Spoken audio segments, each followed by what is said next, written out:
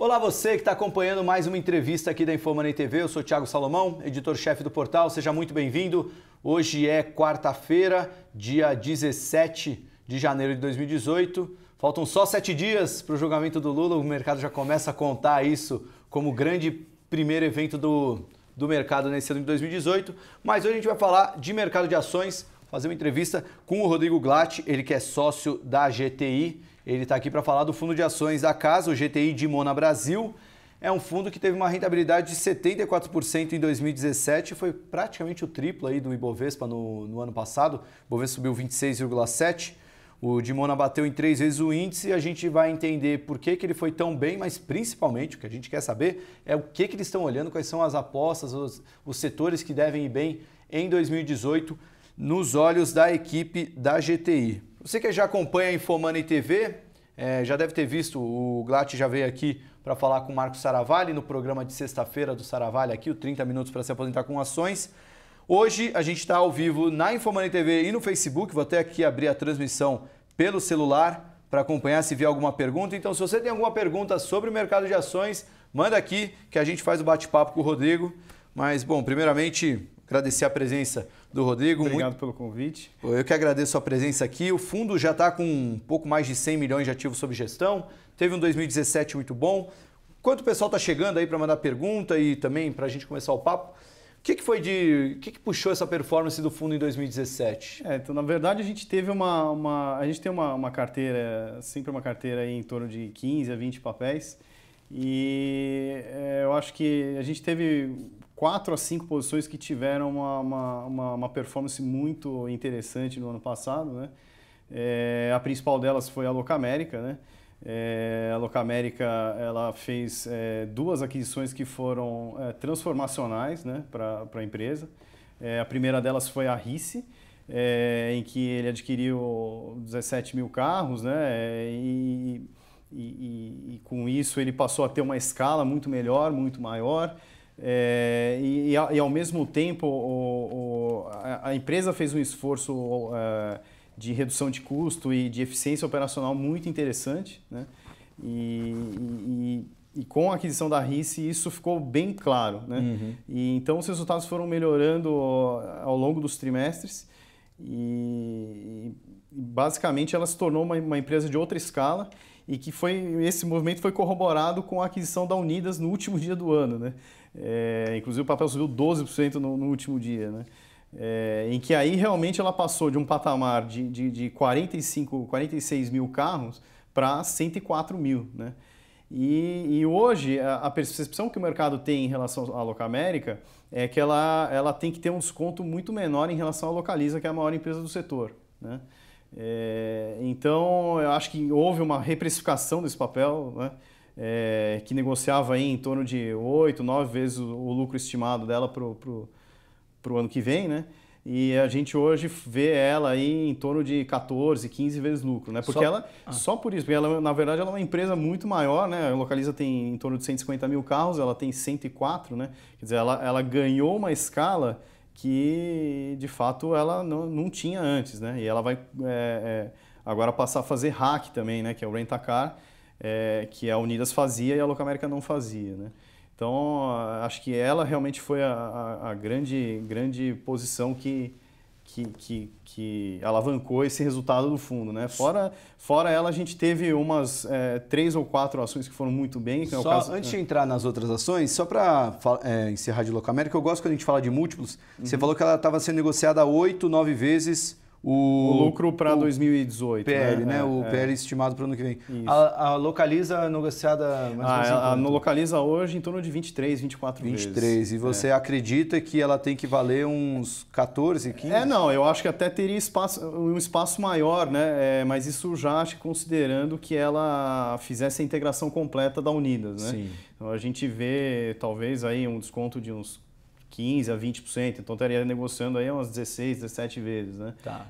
Mas eu acho que ainda tem esse risco de ela integrar as operações, enfim, de capturar as sinergias todas que vão advir do negócio, da fusão, enfim. Acho que tem um espaço ainda, né? Inclusive, estive falando com a empresa ontem e eles me disseram que esse processo aí deve durar em torno de 1 ano e meio, né? Então, acho que nesse meio tempo a gente vai ver a empresa negociando aí a múltiplos melhores conforme ela vá, de fato, entregando esses resultados, né? E quanto que a Locamérica subiu no ano passado, você lembra de cabeça? Eu acho que ela subiu quase 200%. E a participação, obviamente a participação dela aumentou na carteira ao longo do ano pela valorização, claro. Mas em média, quanto que ela representou da carteira? Você pode abrir esse número? A gente teve uma exposição média, vamos dizer assim, em torno de 13, 14%. Então era uma das principais participações. Era uma das principais posições do fundo. Legal. E para 2018 ela continua sendo... Ela continua. A gente ainda acredita nessa integração e que vai gerar uma sinergia ainda que acho que é preliminar ainda. Eles não conseguem ainda, acho que, falar exatamente quanto que isso vai ser capturado, mas acho que tem oportunidades em várias áreas da empresa, assim como houve no caso da RICE. Uhum. Né? São sinergias tanto financeiras, né, do ponto de vista de dívida, né, de custo de captação, sinergias operacionais, integração das lojas, né, a otimização da rede de seminovos, enfim, tem várias frentes em que eles vão atuar. Né? Antes de passar para as outras ações, eu sou um entusiasta de... A gente já conversou sobre isso, mas eu sou um entusiasta da Localiza. Uhum. E legal ver a sua posição em Locamérica. Você acha que para um investidor que gosta do setor, vale a pena se expor nas duas? O que a Locamérica tem que a Localiza não tem, que você acredita que vale a pena ter posição? E até o que a Localiza tem, que a Locamérica ainda um dia pode ter? Assim, a gente entende que a Localiza é uma empresa excepcional também. É uma empresa que tem uma execução, uma capacidade de execução e de entrega de resultados fabulosa, né? Isso pode ser apurado, né? Você consegue ver, né, olhando todos os resultados para trás. O ano de 2017 foi... Acho que ela teve um ano que foi assim, abaixo do que se poderia esperar, que foi a crise de 2008. Mas mesmo nesse último período, ela realmente passou muito bem. Assim. Mas a gente entende que ela é uma empresa muito bem precificada, né? E que, na nossa opinião, ela é cara. Ela é cara até. Então, a gente gosta do setor, mas a gente sempre entendeu que esse desconto que a Locamérica tinha para a Localiza não fazia muito sentido. Apesar de elas não serem exatamente comparáveis, porque a Locamérica sempre teve o business de frota, né? Sim. E a Localiza tem uma parte em frota e uma parte em rent-a-car, que é o aluguel para varejo, né?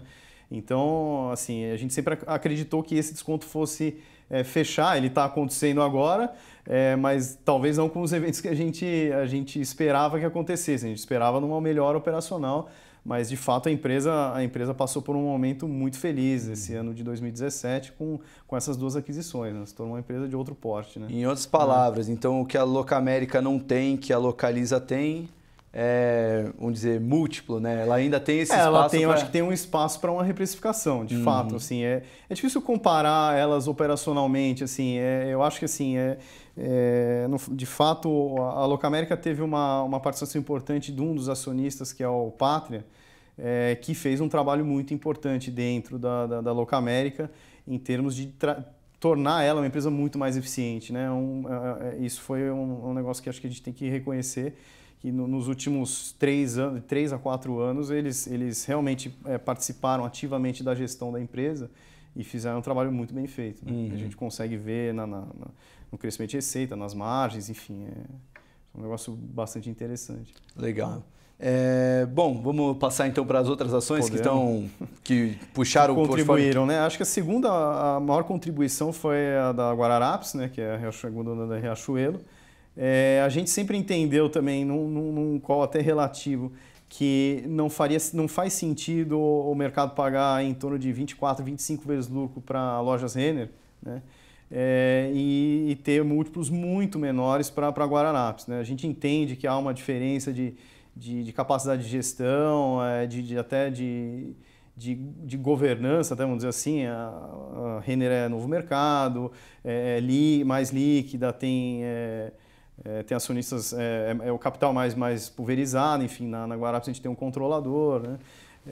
A gente entende que tem que ter um desconto por isso, mas eu acho que foi excessivo, né? E a gente pegou a Guararapes num momento em que ela tinha passado por um movimento de aceleração do crescimento. Em 2013, 2014, abriu muita loja. E quando ela abriu essas lojas, não teve tempo para maturar essas lojas, porque aí começou a ter a queda de PIB, a desaceleração econômica que a gente passou nos últimos anos. Então, esse resultado a gente não conseguiu ver. E, ao mesmo tempo, a empresa se alavancou um pouco, foi obrigada a se alavancar, enfim. E isso deprimiu o preço da ação. E isso nos deu a oportunidade de entrar, né? Aí a gente deve ter posições lá que a gente construiu lá na faixa de R$50, R$40. Enfim. O papel hoje está... O papel está 160 quase. Uhum. Chegou a 160, voltou, está 155, algo parecido. Enfim, a gente acreditava nessa reprecificação e a empresa de lá para cá só tem melhorado, reduziu sua dívida. Ela tem uma parte que é mais voltada ao crédito, né? Ela tem uma financeira que é a Midway, que concede crédito para os seus clientes, e isso está gradualmente voltando a gerar resultados. Então, essa melhora operacional, combinada com um cenário mais positivo macro, levou a essa reprecificação desse ativo, né? Diferente da... Eu sei que você falou que não dá para comparar a Locamerica com Localiza, mas não dá para fugir dessa comparação de... são dois players excelentes no setor, a Localiza e a Lojas Renner. Aí você pegou duas que estavam um degrau abaixo, talvez mal precificadas, e estão reprecificando. De Locamerica teve um movimento também, vamos dizer, até disruptivo, essa aquisição não muito esperada da Unidas, pelo menos pelo timing, mas e talvez ela tenha um espaço a mais para se reprecificar. Já a Guararapes, essa alta aí, você entrou a quase R$50, o papel está 160, 200% de valorização, ainda há espaço. O que abre espaço para ela ainda ter uma reprecificação ainda maior? Acho que, na verdade, assim, a gente não viu a recuperação completa da empresa ainda. Acho que ainda existe um espaço para ela, como eu disse, continuar maturando as lojas. Ela continua abrindo lojas, abriu a loja número 300 agora no final do ano. Então a gente ainda vê espaço para crescimento e a retomada da renda, né? Da renda do consumidor, acho que pode fazer esse efeito. Acho que tem outras coisas que a gente pode salientar em termos operacionais. Ela abriu um CD em Guarulhos, que agora já acho que faz um ano já que está operando, mas acho que trouxe uma melhora operacional importante para a empresa. Acho que tem o esforço de marketing, que ele é mais voltado para as coleções, algo voltado à gestão da logística e das marcas, que ainda tem frutos para serem colhidos ainda. Que eles foram esforços que a empresa fez ao longo dos últimos 3 anos, né? E a gente não conseguiu ver porque as lojas ainda continuam vendendo abaixo do que elas têm potencial para vender. Legal. Né? Então, acho que isso ainda deve continuar a ter um efeito positivo para os resultados. De múltiplos, você lembra de cabeça? Você falou que a Renner está nos 24, 25 vezes. Agora a Guararapes deve estar negociando a 15, 16 vezes. Tá, então ela nunca vai... Quer dizer, nunca diga nunca, mas ela não vai chegar no múltiplo da Renner, mas tem um tem espaço. E fora que assim, a gente está falando em múltiplos, em números de múltiplos, só que os lucros vão crescer. Então, na verdade, mesmo que você mantenha esses 15 ou 16 vezes, você está falando num valor da empresa maior. Sim, o lucro vai crescendo, o lucro vai crescendo, também. Né? Tá.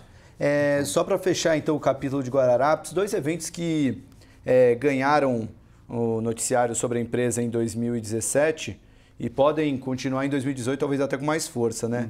O primeiro deles, o Flávio Rocha podendo vir a ser candidato. Já falaram de governador, falaram até de presidente, mas acho que as ambições dele devem ser mais, vamos dizer, estaduais. E o pai do Flávio Rocha, o Nivaldo Rocha, que é hoje talvez o grande empecilho para a Guararapes migrar para o novo mercado, que ele quer ainda ter o controle da empresa. E aí muito já se falou que ela ir para o novo mercado não é um motivo para comprar a ação, até porque isso está bem difícil de acontecer. Mas se isso vier a acontecer, vai ser melhor ainda, é quase que um bônus nessa empresa. Como é que você vê esses 2 eventos? O presidente da empresa podendo se tornar candidato, como é que fica o processo de sucessão? E a chance dela ir para o novo mercado, se isso está no radar de vocês ou não? Eu acredito que seja difícil ele sair, mas eu acho que a empresa ela tem uma gestão profissionalizada, eu acho que não seria um evento. Uhum. No caso do pai do Flávio, né, o seu Neivaldo, a gente acredita que essa história já existe há muito tempo no mercado. Não conto com isso, não acho que vai realmente mudar. Mas eu acho que é claro que se realmente isso acontecesse, mesmo que a empresa não fosse para o novo mercado, eu acho que já seria um motivo para diminuir o desconto em relação à Renner, né? Ela provavelmente negociaria com um múltiplo maior, né? Entendi. Bacana. Guararapes, quanto mais ou menos de participação do fundo? A exposição média deve ser em torno de 10, 11%. Acho que a gente teve. Legal. E continua com então uma visão positiva. As ações que foram bem em 2017 continuam em 2018. Continuam, assim, a gente fez algum tipo de ajuste, mas a gente continua acreditando. Elas continuam sendo posições principais. Assim, legal. E, bom, mais alguma ação que... eu acho que contribuiu mesmo para a performance do fundo, eu acho que foram ações de Via Varejo. Essa a gente já se desfez na faixa dos R$20. A gente entende que boa parte do que a gente via para frente, né, no crescimento foi precificado. Essa também, a gente é uma empresa que a gente comprou abaixo do caixa praticamente, comprou lá em 2015, quando estava valendo 3,5. A gente vendeu 20, né? Uhum. A gente entende que a gente foi beneficiado pela possibilidade de que o Casino vendesse a empresa. Então, né, nesse tempo, né, se falou muito lá na faixa dos R$12, R$13, mas com a recuperação operacional da empresa isso foi superado. Acho que hoje dificilmente eles venderiam abaixo do preço que está no mercado. Enfim...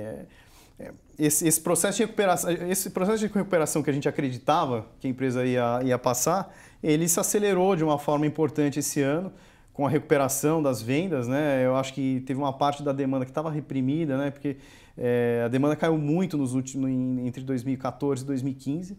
Então, acho que teve uma demanda reprimida que agora, com uma melhora gradual da economia, acho que está sendo suprimida, vamos dizer assim. Então, acho que foi até um dos setores que foi melhor no varejo agora no segundo semestre, né? Sim. Então, acho que por isso que acho que houve essa reprecificação do papel na Bolsa. Né? E já saiu do fundo essa? Essa já Você falou 13 ou 3 o preço de entrada? Não, 3. R$3? Então 3,50. foi uma parte a valorização. Então.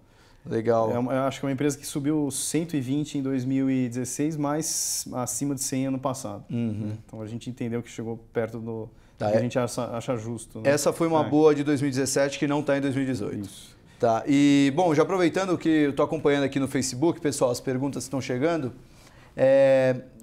Falou de Via Varejo, o pessoal já lembra da Magazine Luiza, né? Até o André Garcia perguntou se ela vai se estabilizar em R$80 nessa onda do varejo. Como é que você está vendo? Você chegou a comparar entre um e outro? A gente entende que a Magazine Luiza é uma empresa mais cara do que a Via Varejo. E até uma boa parte da valorização da Via Varejo foi porque a diferença era muito grande. Então, assim, a gente tem uma visão... óbvio que vai melhorar operacionalmente. Ela, nesses últimos 2 anos, também fez um trabalho importante para desalavancar.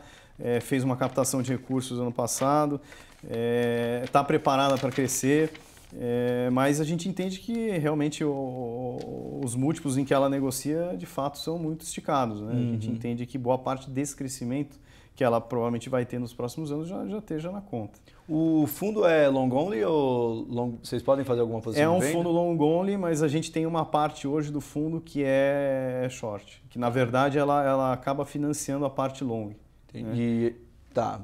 Bom, vamos entrar mais nesse assunto, mas antes, alguma outra ação de 2017? Aí eu destacaria ainda as ações de Gerdau e de Usiminas, né, que acho que tiveram e ainda estão tendo uma performance muito boa, mas enfim, a Usiminas subiu mais de 100%, enfim.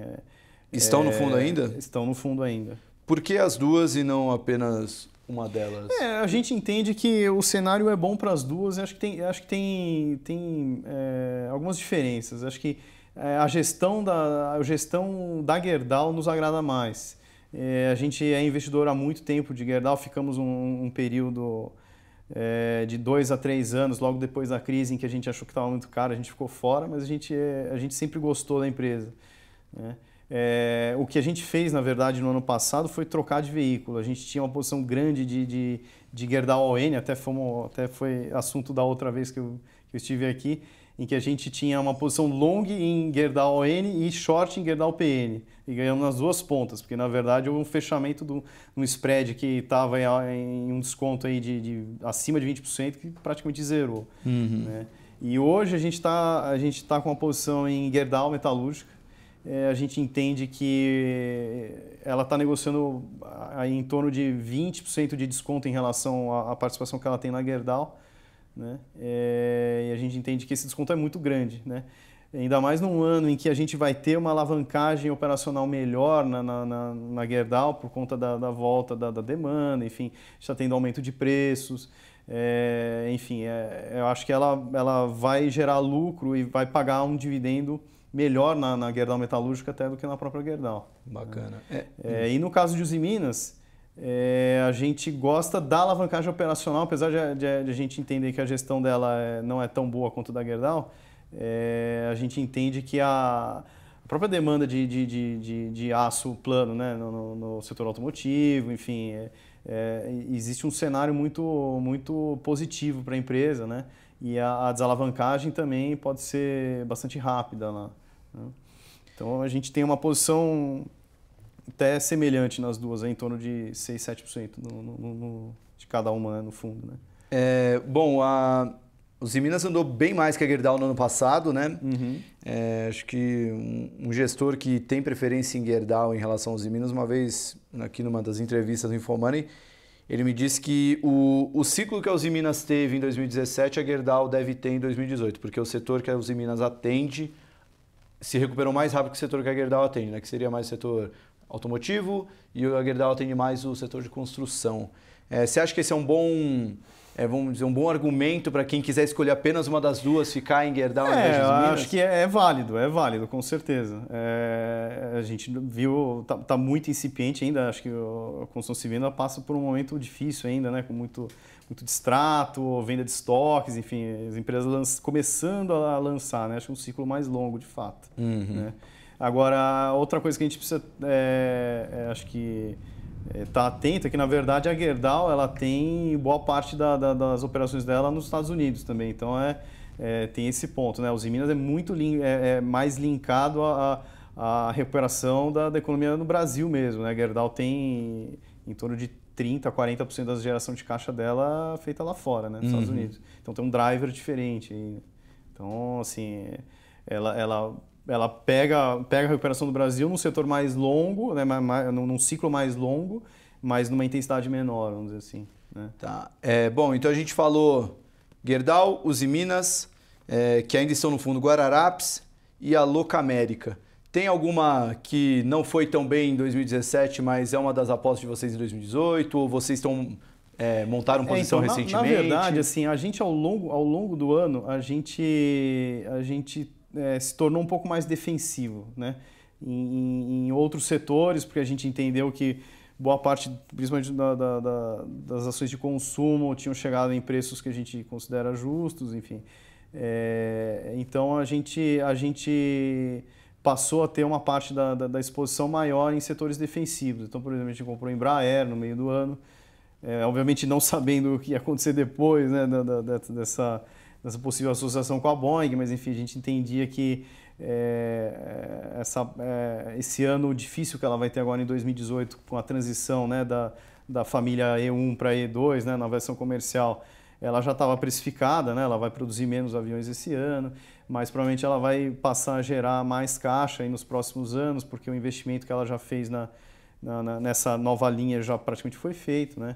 Ela vai ter vendas novas com a versão a área militar, né, de defesa, com as vendas do KC-390. Então, acho que como a gente tem uma visão um pouco mais longa, né, de longo prazo, a gente consegue ver esses investimentos maturando em 2019, 2020. Né? Mas, assim, a gente foi pego, né, até de certa forma de surpresa com esse movimento da Airbus se associando à Bombardier, né, no sentido de colocar um pé na aviação em jatos menores, né? Uhum. E esse movimento da Boeing com a Embraer é um movimento reativo a isso, mas que realmente provavelmente vai beneficiar muito a empresa ainda, porque a gente entende que se houver qualquer tipo de associação, ela vai estar ligada a um preço muito mais alto do que a Embraer está sendo negociada hoje, né?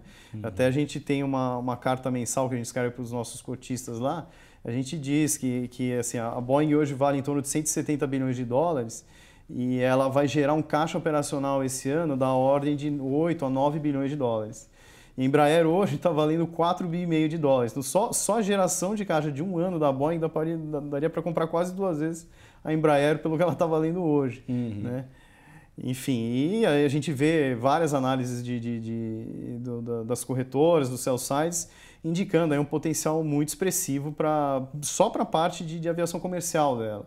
Então, acho que qualquer desfecho que vá ter, acho que realmente vai ter um prêmio significativo para os acionistas. Mas né? Esse é o ponto que eu ia tocar, Glat, porque algumas, embora vejam potencial, o sell-side está, na maioria dos casos, não sei, talvez me corrija se estiver errado, mas pelo menos alguns relatórios que eu vi, eles estão, nesse momento, um pouco mais pessimistas do que otimistas em entrar na ação da Embraer nesse momento, porque argumenta que pode ter dificuldade de negociação com o governo, o preço que ofereceu é bem menor do que quando colocaram aquele pênalti da Poisson Pill e tudo mais.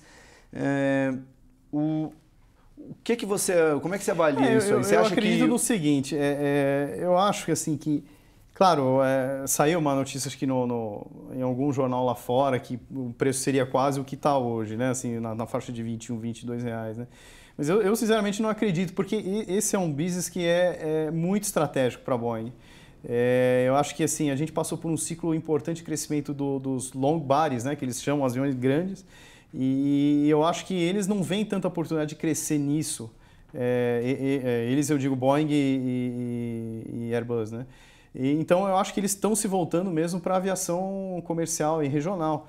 Né? Então, eu acho que essa aliança é muito importante para a Boeing. Então, eu acho que ela realmente tem um interesse grande e acho que não vai deixar passar essa oportunidade. Uhum. Porque não tem outra opção. Só tem 4, 5 players grandes, né, que fazem aviões médios. Então, eu acredito. Claro, os entraves a gente sabe, né? Assim, o governo tem a Golden Share, que pode limitar isso, enfim. Mas eu não acredito que isso seja impeditivo para o negócio. Ele pode não querer que a Boeing assuma o controle. Mais uma joint venture. Mas uma joint venture eu acho completamente possível. Entendi. Tá, bacana. Então, e aí nesse movimento de defensivo que a gente fez, a gente adicionou outras posições. Então, por exemplo, uma que a gente adicionou é a Sabesp. Né? Sabesp a gente entende que por conta do call de juros também deveria estar negociando a múltiplos maiores. A gente entende que existe um risco regulatório e risco, né, de uma empresa estatal, enfim. Acho que existe muita preocupação com isso, né, no próprio setor de saneamento. Né. A gente entende que tem alguns drivers importantes. Né. Acho que tem esse negócio do reajuste de tarifa que acho que no fim vai ser bom. Até tivemos uma notícia hoje que ela pode até ter ela vai poder passar para a tarifa, né, o que ela paga de royalties para a prefeitura do estado. Então, por isso que a ação está subindo até hoje.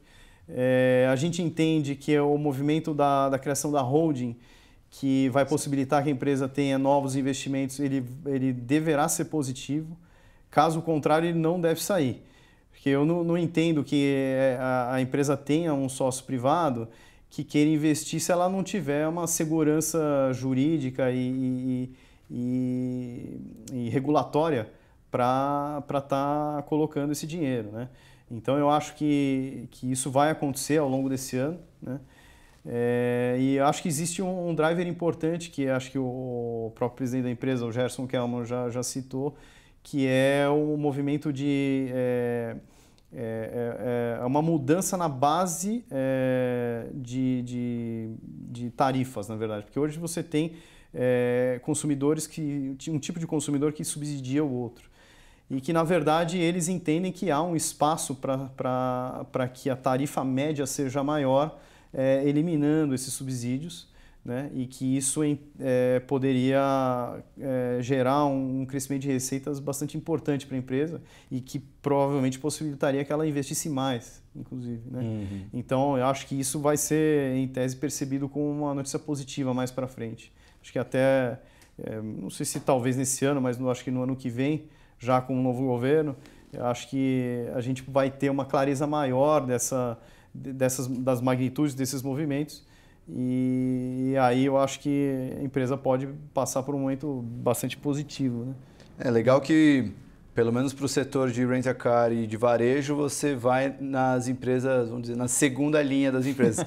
Mas na de saneamento você vai na não, premium, então, né? a gente não tem uma regra de usar, de estar alocado em segunda linha ou em primeira linha. A gente busca ativos que a gente entenda que sejam baratos e que tenham potenciais, né? Foi só, então, assim, só na verdade, no saneamento, assim, a gente também não tem tantas opções de investimentos. Tem 3 empresas hoje, né?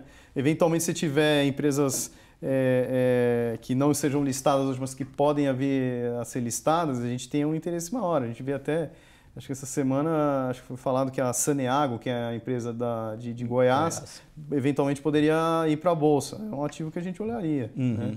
Né? Mais alguma ação que entrou com essa pegada mais defensiva para 2018, até alguma mais agressiva?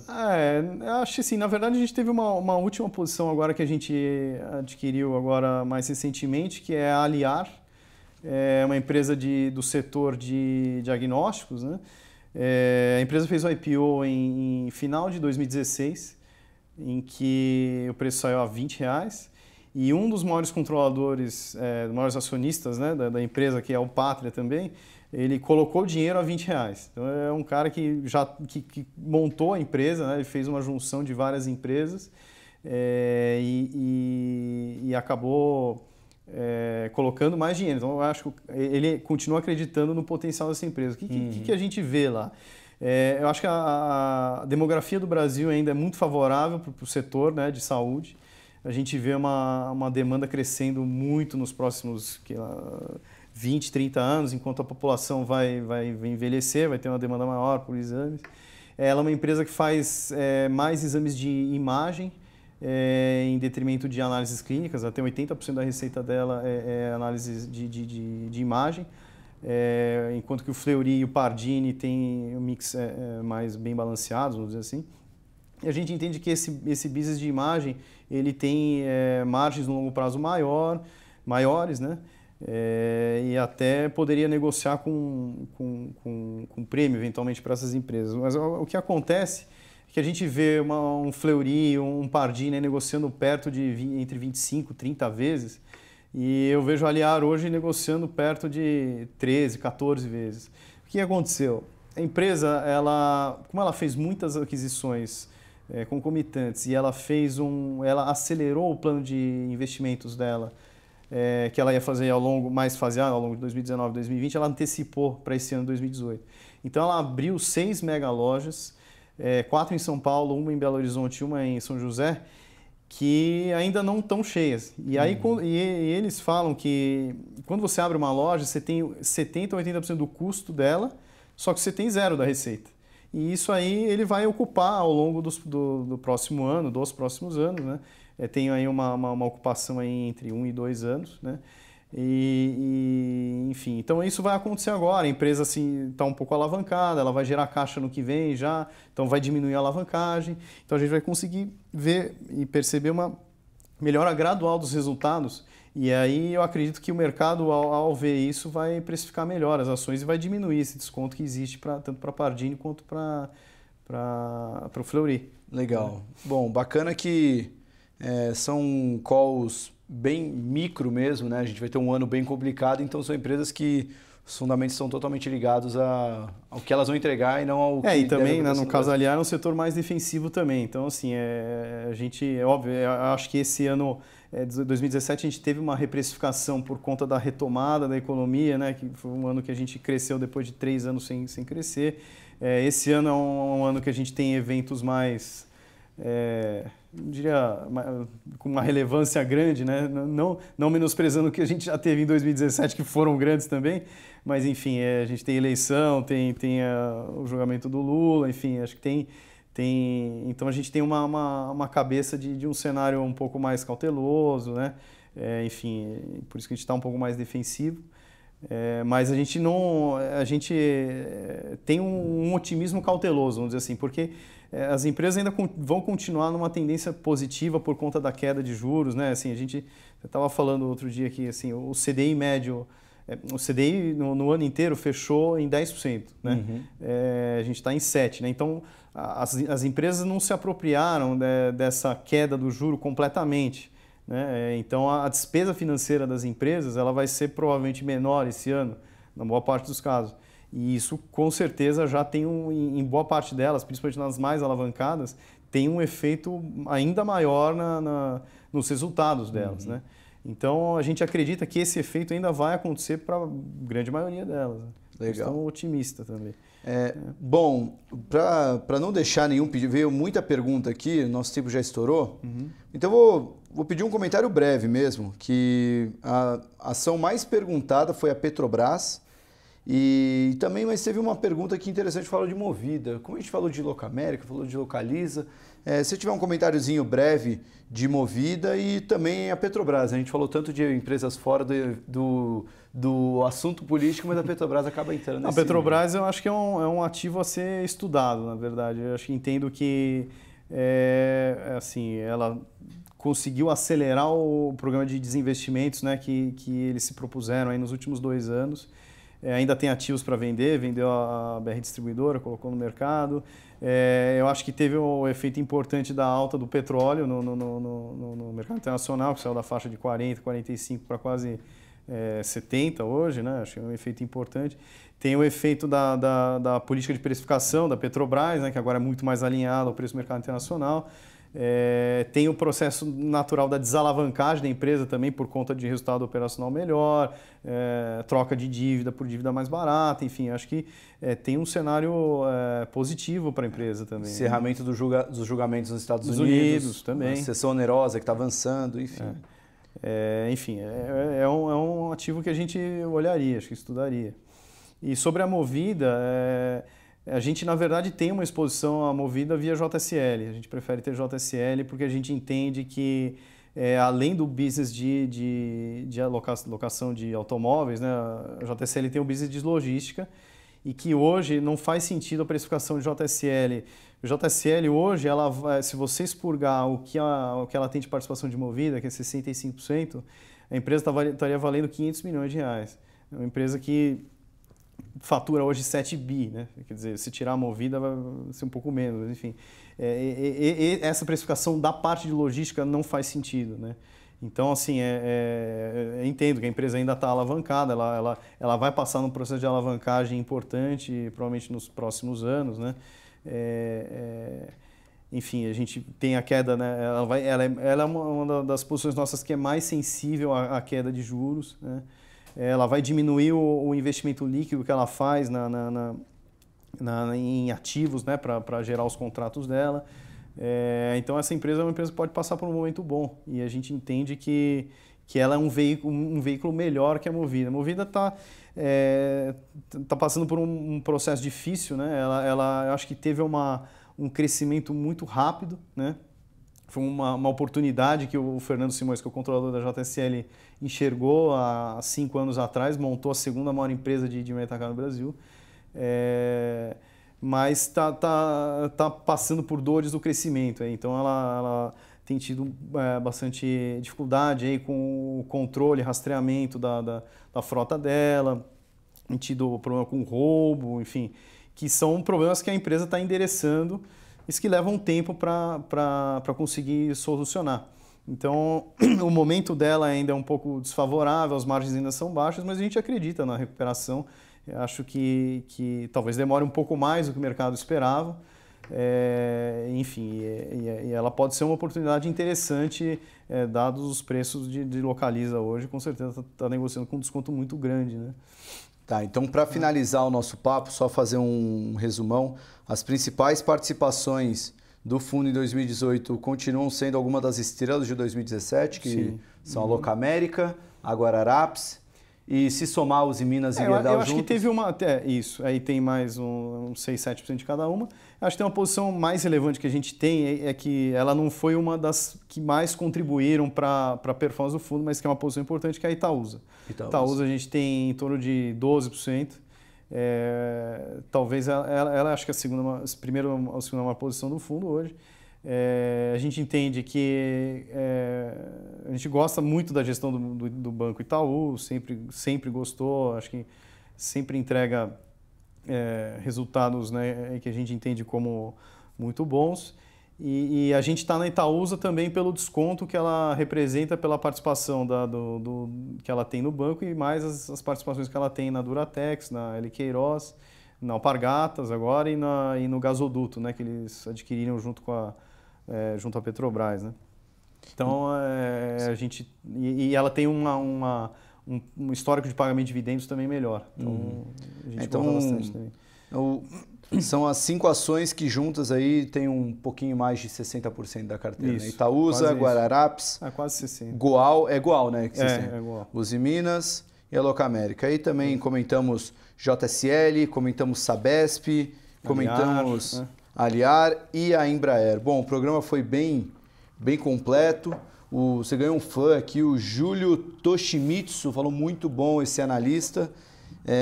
Esse é o Rodrigo Glatt, sócio da GTI. Gostaria de agradecer sua presença aqui. Muito obrigado e sucesso para o fundo em mais um ano aí. Obrigado. Bom, espero que vocês tenham gostado do papo. A entrevista vai ficar disponível na Infomoney TV e também no Facebook da Infomoney, já está lá. Assim que acabar aqui já vai estar lá. Agora são, para quem está vendo ao vivo, 4h30. Daqui 1h30 apareçam lá na Infomoney TV ou aqui mesmo no Facebook para eu apresentar o Infomoney na Bolsa, falando como foi o fechamento do mercado nessa quarta. A gente se vê, até mais. Tchau!